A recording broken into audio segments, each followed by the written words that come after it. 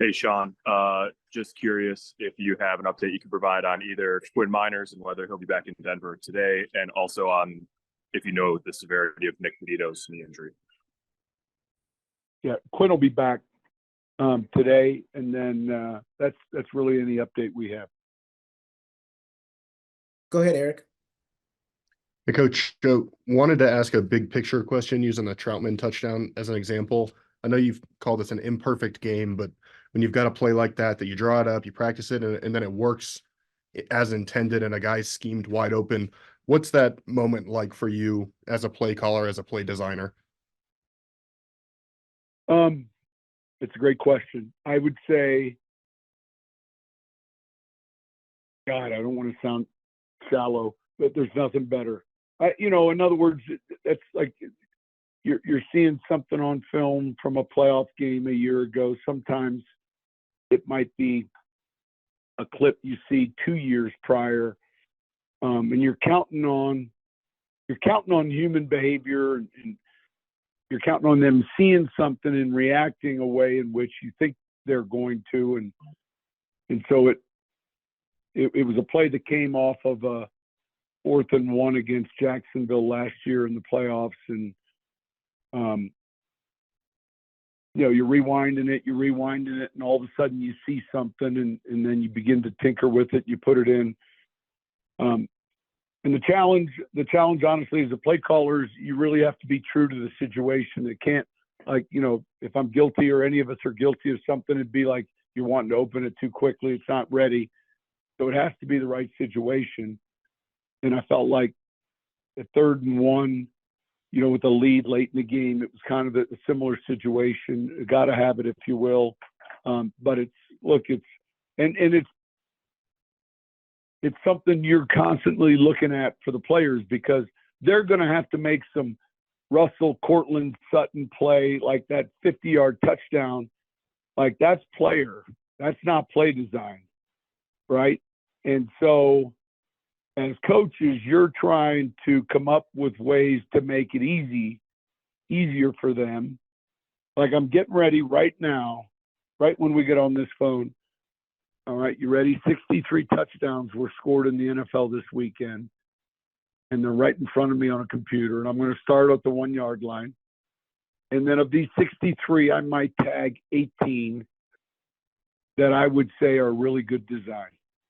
In other words, there's going to be 40, where the player just goes up and makes a play, or the quarterback scrambles and makes a play. But we're constantly, as coaches, looking at ways to, hey, how can we not trick them, but how can we give our guys a chance to be in a better position? And so that was an example yesterday. And to answer your question, it's addictive. Go ahead, Brandon. Coach, this will probably be a good problem to have, but with K-Jack set to come back after next week's game and the way PJ Locke's playing, is it going to be a tough challenge to figure out how to have them both on the field as much as possible? Because it seems like taking PJ off, may not always be in the best interest of the team with how he's been playing. Yeah. No, listen, I think you said it at the beginning. It is a good problem to have, and it seems like it's still a ways away yet. So we'll have to deal with it when it gets here. But I think you bring up a couple good points, and certainly we've noticed how he's been playing, PJ. Go ahead, Zach. Hey, Coach, how does this week change for you and the team with the game on Saturday? It's a pretty unique situation to have. Yeah, it's a good question. I think, you ready? Today's the same. Players will come in, get treatment, they'll lift, they'll watch the tape. Tomorrow they're off. That's the same. Wednesday's the same. I might be a little more mindful of how long we're on the field Wednesday. Thursday, pretty similar. And then it begins to switch now. And what I mean by that is the time we're on the field Friday, but what we're doing Friday will just be more walkthrough, classroom review, indoors. We'll stretch and we'll have a light practice, and then we'll fly Friday afterwards. So I think it cuts into a little bit of each day, but particularly Friday relative to the schedule. Go ahead, Andrew. Hey, Sean, how has Luke Wattenberg looked this season on the practice field leading up to what he showed you yesterday going out there for the second half? Yeah, look, we feel like we've got a really strong developmental group of offensive linemen, and they're smart and tough, and they've got the traits that we're looking for. So he's done a good job, and I thought he played well coming in, in a moment like that. So I'm pleased with our depth there, and certainly relieved to know that Quentin is healthy and is going to be fine. Go ahead, Chris. Yeah. Hey, Sean, wondering if you could talk a little bit about so many different players getting sacks. I mean, 6 different ones yesterday. And then also talk about these defensive backs who have been getting sacks lately with Locke and McMillan, and how that has added to pressuring the quarterback. Yeah, you get in a little cat and mouse game when you're starting to protect with 6 offensively. And if you look at McMillan, he plays the nickel. It's like the will, and PJ's over at the weak safety. And so there's a threat of 7 if you count, potentially 8 even. If you count 4 down linemen, 2 inside backers, your nickel and your safety. And Vance and these guys have done a really good job of bringing combinations, if you will, which make it a little harder. And I think it's a little bit contagious. I think there's certain plans you have for certain styles, certain quarterbacks, but some of these guys are too good to sit in the pocket, and they're too talented. So somehow you got to disrupt the passing game, and it's either at the line of scrimmage, rerouting receivers, or it's with the quarterback. So they've done a good job.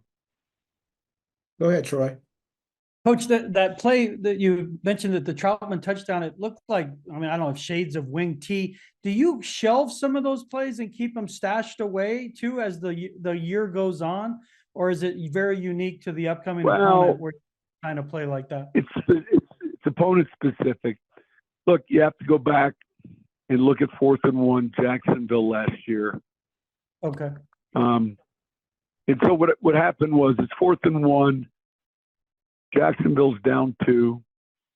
The Chargers have the lead, but Jacksonville's at the 41, and they're going to kick a field goal and win the playoff game.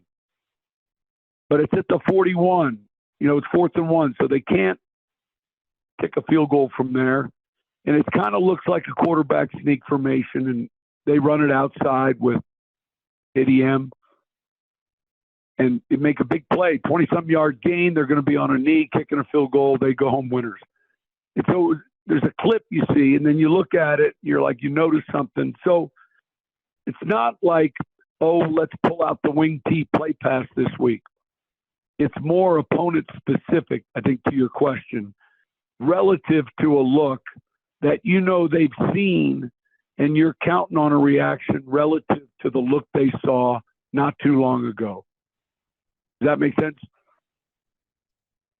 Go ahead, Chris. Yeah. Hey, Sean, I'm wondering if you could comment just on how muddled the AFC playoff race is. There's 6 teams at 7-6. Have you seen it this crazy that much in your NFL time?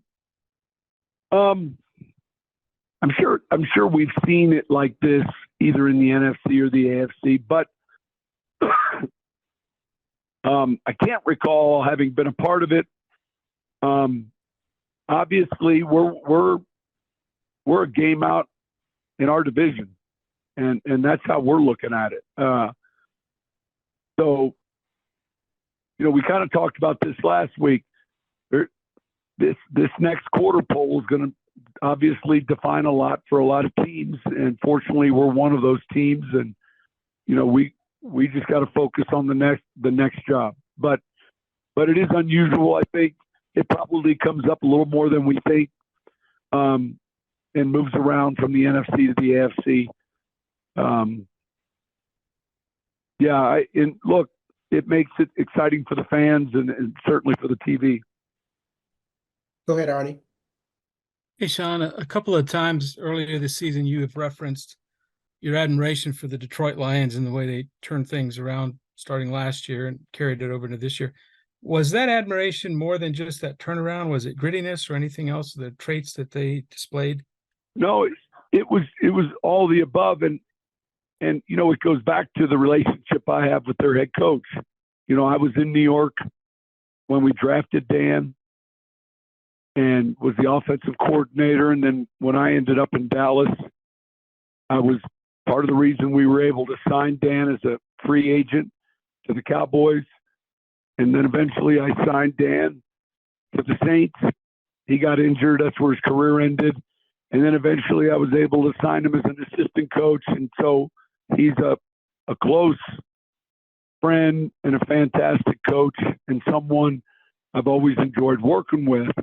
And so at 1-5, we just pointed to a similar situation a year ago. In other words, a team who was 1-6 that was able to flip the script, and that was really it. Coach, that's all the questions we have for you in the queue. All right, thank you. All righty. That was too many. Thanks for joining us. We appreciate it.